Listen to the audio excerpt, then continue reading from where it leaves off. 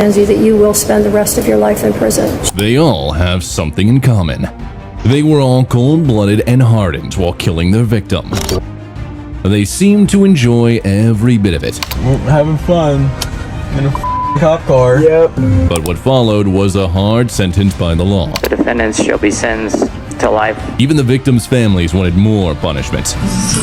Like in the case of Aiden Fucci, the 14-year-old Florida teen classmate of Tristan's. He became one of the youngest people in the United States to be charged with first-degree murder. Having entered a plea of guilty to the crime of first-degree murder, Aiden Fucci fatally stabbed 13-year-old schoolmate Tristan Bailey and feigned his innocence while in the back of a squad car after being taken into custody. We're having fun in a cop car. Yep.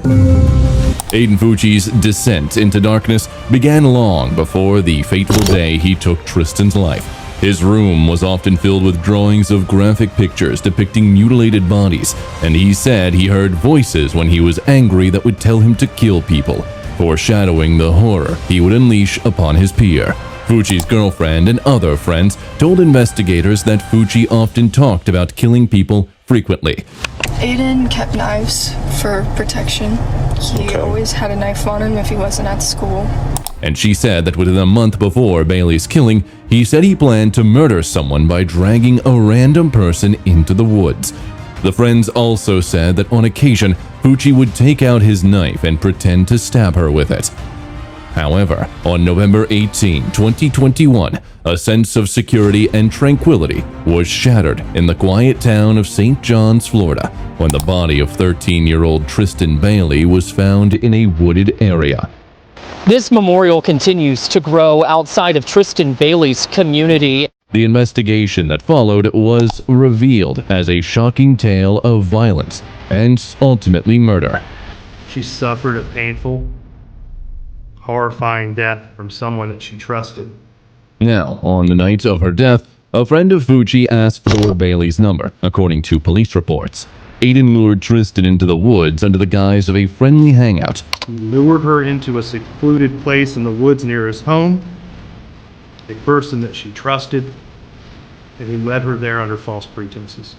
What ensued was a brutal and calculated attack, with Aiden stabbing Tristan a staggering 114 times. The sheer brutality of the crime scene left investigators reeling. A video footage from a residence shows two people believed to be Fucci and Bailey walking east on Saddlestone Drive near the area where her body was later found, toward the end of a retention pond. An hour and 45 minutes later, the same video seems to show Fucci heading back, alone, carrying his shoes. The subsequent investigation revealed a chilling trail of digital evidence exposing Aiden's premeditation and malice. An autopsy revealed Tristan had 114 stab wounds. 14 stab wounds, 49 defensive wounds, 35 wounds to the head and neck, 29 to the back and shoulder, and 6 fatal wounds. The prosecution would later argue that Aiden's actions were not those of a naive teen, but a calculated murderer. All of that shows, and this court finds, that this was not an immature or an impetuous type of crime. It makes it unique. It makes it extraordinary. Aiden's arrest and indictment sent shockwaves through the community, grappling to comprehend the unfathomable actions of one so young. This is the Snapchat video he made while he was arrested. We're having fun in a cop car. Yep. And this were her parents speaking to him when he was in custody. The Snapchat that you did was not very smart. Like you're all over the internet, Hagor. This is serious. It's very serious. This is no joke. This is your whole life. Your whole life. And ours. And ours. As the case progressed, disturbing details emerged, including Aiden's boasts about the murder to fellow inmates while in custody. What happened next was stunning. Aiden's own mother, Crystal Smith, would become a crucial suspect for tampering with the evidence. Aiden Fucci's mom washed the jeans Fucci was seen wearing. This video surveillance at the Fucci home the day after the killing captured Crystal Lane Smith, Fucci's mother, trying to hide the witness by taking a pair of jeans from Fucci's bedroom into the adjacent bathroom and scrubbing the jeans. The trial was a harrowing experience for all involved, with the prosecution presenting a damning case against Aiden On March 24, 2023, the jury delivered a verdict that would seal Aiden Fucci's fate, guilty of first-degree murder. Having entered a plea of guilty to the crime of first-degree murder, I sentence you to life in prison. Because of your age, you are eligible for a review of the sentence in 25 years. The 15-year-old was sentenced to life in prison. But for Brianna Gay, her death left the entire city in shock. These twisted faces, Scarlett Jenkins and Eddie Ratcliffe, the teenage killers who brutally murdered 16-year-old transgender girl Brianna Gray, were sentenced to at least 20 years in detention for their crime. Eddie Ratcliffe, for the murder of Brianna Joy, you will be detained at His Majesty's pleasure. I set the minimum term at 20 years, less the 352 days that you have spent on remand. The two, aged just 15 at the time, conspired in the days leading up to the stabbing in Warrington to target Brianna Gay. It was an event that shocked locals in Birchwood. Here is how the two killers acted out their unhealthy fascination with murder and torture to take the life of Brianna Gay. Brianna and Jenkinson had met at Birchwood Community High School and spent time together socially outside school. Jenkinson was moved to the school in November 2022 on a managed transfer from nearby Coolcheth High School after drugging a younger pupil with a cannabis sweet.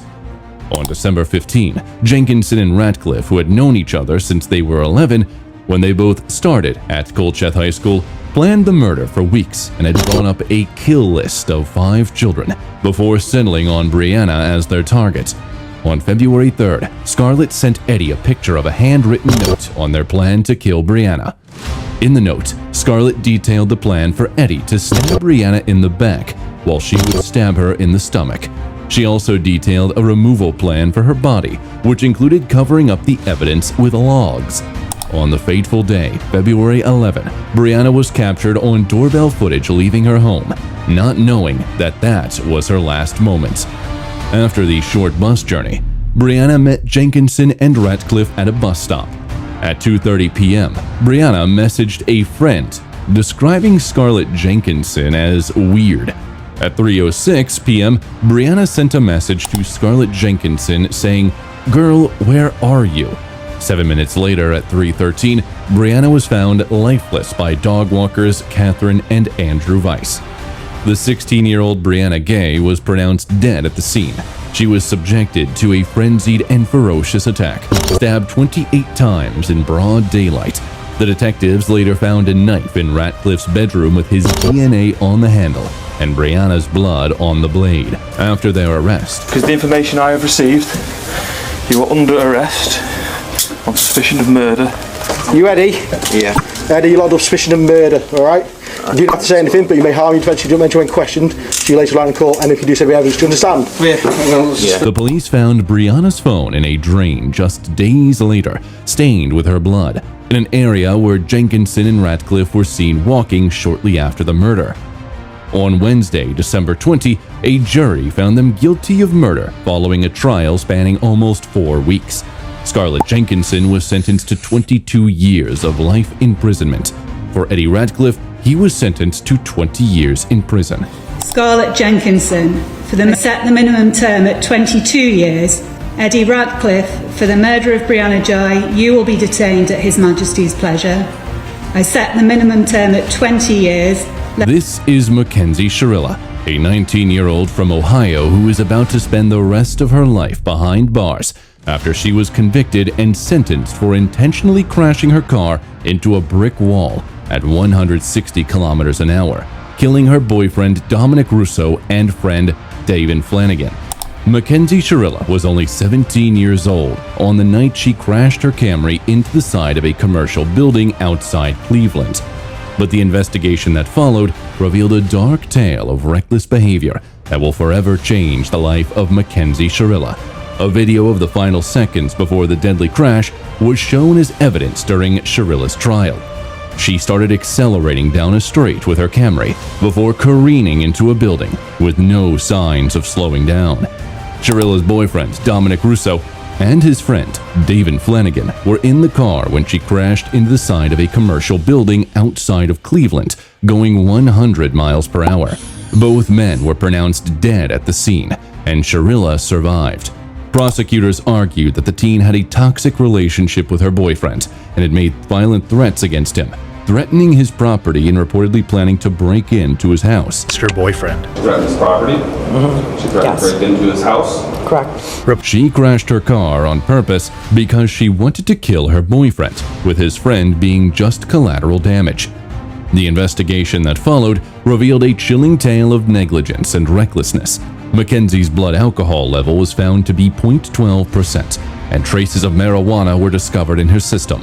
The police also found a bottle of vodka and a bag of marijuana in the car. Dominic Russo and David Flanagan's family, still grieving from their loss, spoke out about the tragedy. We feel that Mackenzie is a threat to both herself and the community if she were to be released. They urge parents and teenagers to be aware of the dangers of substance abuse and reckless behavior. In a tearful apology, Mackenzie expressed remorse for her actions, stating, Her family's... Oh God, Adavia. I'm so deeply sorry. However, a few days before the crash, she allegedly took the same route to plot the crime. This is where the judge now finds her guilty. Count 1. Finds the defendant, Mackenzie Sharilla, guilty of murder to wit Dominic Russo. She now stands up to be placed in handcuffs and continues to tear up. Count 2 finds the defendant Mackenzie Sharilla guilty of the murder of David Flanagan. There was no medical condition that caused this as an accident. There was no mechanical failure of the car. A failed suicide attempt is not a defense to murder. She's sentenced on count 1 to 15 years to life, and on one count 2 to 15 years to life to be served concurrently. Mackenzie, that you will spend the rest of your life in prison. These are the 16-year-old teenage boys, Willard Miller and Jeremy Goodale, who were charged with the brutal murder of their high school Spanish teacher, Nohema Graber. Because you participated in a plan with Mr. Miller to kill Nohema Graber. What was their motive? A bad grade. This was a brutal tragedy that shook the southeast Iowa city and people across the state. They pleaded guilty to first-degree murder. What is your plea to murder in the first degree, guilty or not guilty? Guilty. Miller, a student at Fairfield High School in southeastern Iowa, received a poor mark from Graber and conspired with his friend Goodale to kill her. Graber's routine walk at Chautauqua City Park turned fatal as the boys lay in wait. They discussed the general plan. They will ambush her and wait until she arrives. This is the email conversation between them.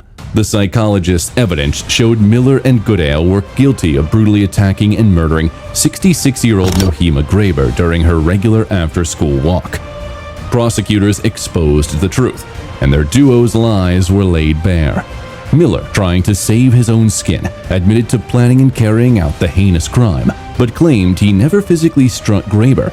Willard Miller interrogation by officers. But Goodale, his partner in crime, spilt the beans, revealing that Miller was the mastermind behind the murder and that both of them struck the innocent teacher. According to the investigators, Miller met with Graber at the high school on the afternoon of November 2, 2021, to discuss his poor grade in her class. Graber later drove her van to a park where she was known to take walks after work, authorities say. Witnesses saw her van leaving the park less than an hour later with two males in the front seat. The van was left abandoned at the end of a rural road. After getting a phone call from Goodale, a witness later picked up Goodale and Miller as they walked to town on that road. What followed after this was a brutal scene that is forever etched in our hearts.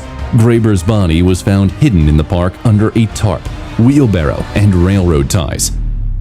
The police ruled out all immediate family as the suspects.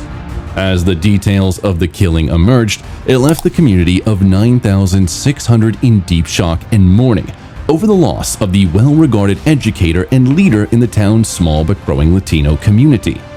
Goodale and Miller were initially detained after a witness provided police with photos of a Snapchat conversation in which Goodale allegedly implicated himself and Miller in the killing. The two were charged as adults because of the severity of the crime, but they weren't subject to a mandatory sentence of life without parole because they were 16. Willard is 17 now and Goodale is 18. I've had time to think on what to say, and I'm sorry. I'm truly sorry. Every day I wish I could go back and stop myself. Before the sentencing, Goodale expressed guilt. The judge sentenced Goodale to life with the possibility of parole after 25 years. The defendants shall be sentenced to life with the possibility of parole after 25 years. Responsibility for the role that I've played in the murder of Nahima Raver. To the family, I'm sincerely sorry for the distress that I've caused you. The defendant, Willard Noble Chayton Miller, should be sentenced to life with the possibility of parole after 35 years. Miller appeared completely unfazed. What do you think about these teens? Give me your thoughts on the comment section below and drop a like on the video. Click on one of the videos on the screen to see more of some of the most crazy cases.